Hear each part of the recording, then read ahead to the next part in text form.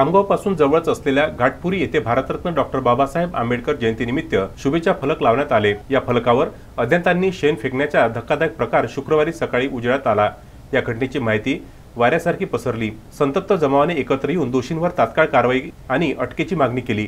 या मागणीसाठी रास्ता रोको आंदोलन केले। घाटपुरीसह आसपासच्या खेड्यातील नागरिक येथे जमा झाल्याने परिस्थिती नियंत्रणाबाहेर जात होती। मात्र संतप्त जमावाची वेळीच समजूत काढत पोलिसांनी प्रकरण शांततेत निपटवले। अपर पोलीस अधीक्षक अशोक थोरात, उपविभागीय पोलीस अधिकारी अमोल कोळी, शिवाजीनगर पोलीस स्टेशनचे निरीक्षक अरुण परदेशी, शहर पोलीस स्टेशनचे निरीक्षक शांतिकुमार पाटील तसेच पोलीस पथक घटनास्थळी धडकले होते। दरम्यान परिस्थिती नियंत्रणात आणण्यासाठी पोलीस प्रशासनाने विटंबना झालेला फलक दुधाने धुवून काढला। तसेच त्याच ठिकाणी तसाच दुसरा फलक लावण्यात आला।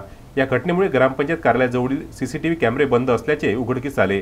त्यामुळे अनेकांच्या भावना संतप्त झाल्या।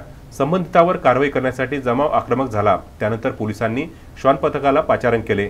श्वान पथकाने गावातील हापशी आरोपीचा रस्ता दाखविला।